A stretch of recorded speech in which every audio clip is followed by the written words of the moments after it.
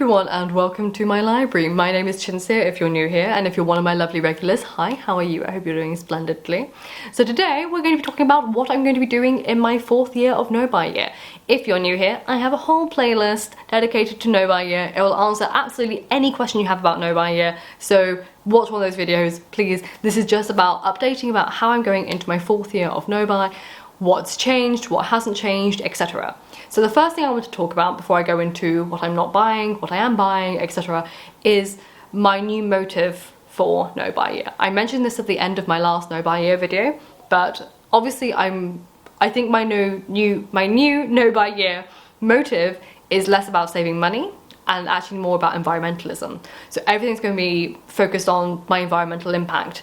And I primarily want to discuss this very briefly now because I think it's something people overlook, which is there's been a lot of environmentalist talks this year, particularly over here in the UK. We had COP, it was a big, massive global environmentalist event. You may have heard of it. There were 40,000 people out in Glasgow every day showcasing their interest in environmentalism and effectively asking big corporations to step up their game, to stop polluting as much as they are, stop being so environmentally unconscious and destructive. But if we're going to be honest with ourselves, we can ask corporations to do that, but at the end of the day, the biggest reason they're doing that is because they are purely fulfilling a demand. Your demand. Us, as a race, as a society, we are the reason they are polluting as much. We want cheap, affordable fashion. We want next day deliveries. We want everything at a click of a button. We want this now. We want new styles. We want new updates. We want this. We want that. We're addicted to newness. And your addiction to novelty, your addiction to buying is what's causing the damage. They may be doing the damage, and they say like little Sarah over here recycling her paper every day does nothing for the environment compared to big old nasty Amazon over here, what they do. Amazon and big corporations like this that are causing the massive damage to the environment are purely responding to the supply and demand. They are supplying your demand.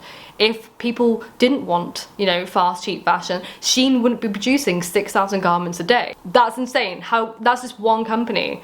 Imagine absolutely every company that you buy from, that you want quick delivery from, that you want quick turnover, that you want new things on. When you go on your Black Friday sales, you are demanding, they are supplying, and that supply comes at a cost, a huge environmentalist cost.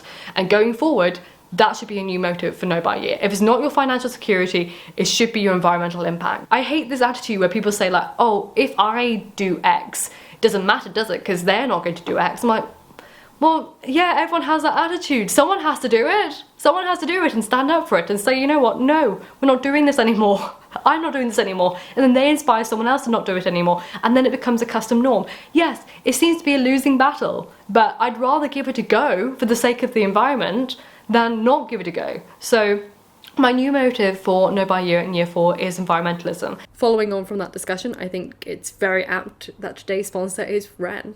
Wren is a simple and effective way to make a difference in the climate crisis. Wren's mission is to unlock the collective action of individuals against the climate crisis. Wren is a website where you can calculate your carbon footprint, then offset it by funding a diverse mix of carbon reduction projects like tree planting, mineral weathering, and rainforest protection. Wren's mission is to help you understand your lifestyle's environmental impact and show you how to reduce it. No one can reduce their carbon footprint to zero, we all know that. But because we all care about the environment, we need to take action now. So when you go onto Wren, you can actually calculate your carbon footprint with some rough numbers, and then at the end of it, it will showcase how much you can actually offset it. And if you want to join in, you can actually sign up to make a monthly donation to contribute to offset your carbon footprint. And with that contribution, you'll receive monthly updates for the projects that you support. You get to see what your money is spent on, with photos and details of every tree planted, every acre reforested, every ton of carbon offset, etc. So I was having a nosy through the projects, and I was actually really excited to see that one of the projects that I can support is mineral weathering in Scotland, a project that adds crushed basalt to forest land, speeding up Earth's neutral carbon cycle and sequestering carbon for millions of years. I also really would love to support the other projects that they have, like clean cooking fuel for refugees in Uganda, and the tech-enabled Amazon Rainforest Protection Project that aims to protect Indigenous Amazonians by giving them tools to protect their home, which includes an app for their smartphones through which they can document any deforestation or any illegal activities. It will take a lot to end the climate crisis, but you can start helping today and learning what to do on Wren.co. The first 100 people to use my link in the description box will get 10 extra trees planted in their name. Thank you, Ren, for sponsoring today's video. And you know, I'm already a pretty sustainable person. Everything I buy is secondhand, or if it's not secondhand, it's by like a local shop, or it's something that's recyclable, or it is recycled, or it's from like a very local place that does it, like a local manufacturer, shop, supplier, etc., who make their things in store and all that jazz. I'm so lucky to live in a city where it's like that, but if you don't worry about it, do your best you can. But let's talk about how I'm shifting my no-buy year. So most of my rules are staying the same. So let's look at what I'm not buying. So first thing is like food and drinks. Again, I'm sticking to that rule. I like it. I'm only allowed to eat out once a month, and I'm only allowed to drink like coffee or have a takeout coffee or take out alcohol like at a bar only twice a month, so every fortnight with a friend. I'm not allowed to have any coffees solo. Like, it has to be with another person. So no solo caffeine and all that jazz, like all that. I don't even drink coffee anymore. I've gone to teas. Which is so bizarre, but yeah, I can't drink out anymore. So things like that. But that's been the rule for the past 3 years, so I'm very comfortable with sticking to that rule at the end of the day. The next one is clothing again, and there's a caveat which I'll explain. So clothing again, I don't buy any fast fashion, I don't buy new clothes, I only buy secondhand clothes, and only when I have to. I don't buy clothes on a regular basis. I don't buy new clothes. I'm wearing the same clothes I've been wearing for the past like several years. But if something breaks or I need to replace something, like something that I loved, I would go and get secondhand clothing. Aside from that, I haven't bought anything aside from my Dark Academia haul, which I did a video on, where you saw me buy some new clothes, secondhand clothes, to do the video. But aside from that, no other clothes have been bought.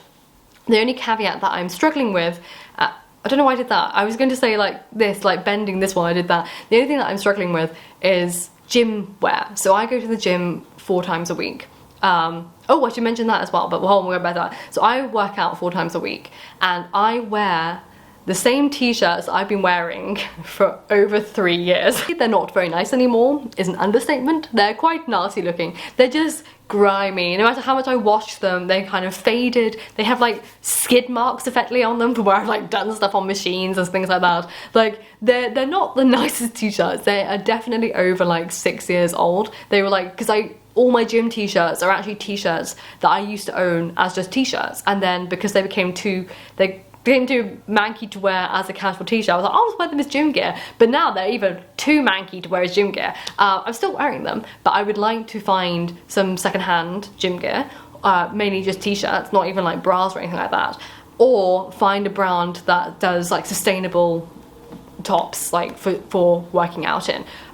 They'll be much more expensive, so it's something that I'm like being very picky on when looking for them, but it would be nice to find something that I can replace at least one of my t-shirts with. I can't replace all of them, you know, like that would be far too expensive for me, but they're looking really bad. It's also a point where I'm quite embarrassed in the gym. Like, I try and go at the quietest time.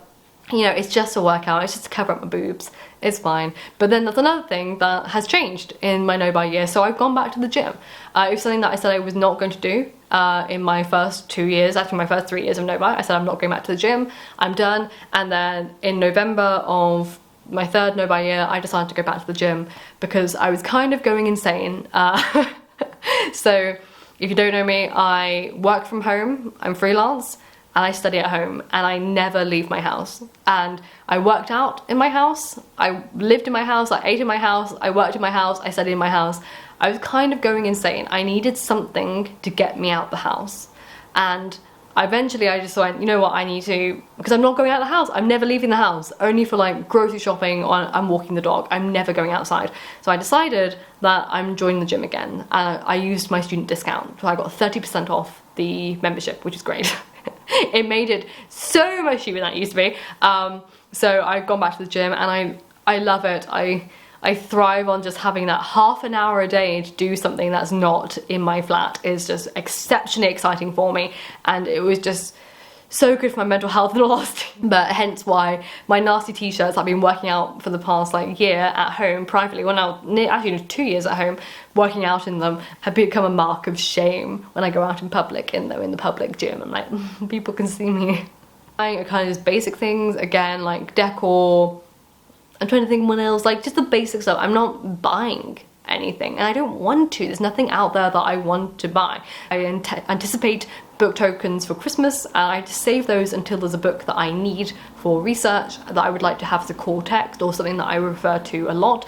Ideally, obviously, though, I'm using the library. It's only for, you know, the text that I would really like to go deep in and write all over and scribble all over. But I use my academic library, I use the National Library, so I don't need like lots of books, thank God. Says the girl sitting in a room full of lots of books.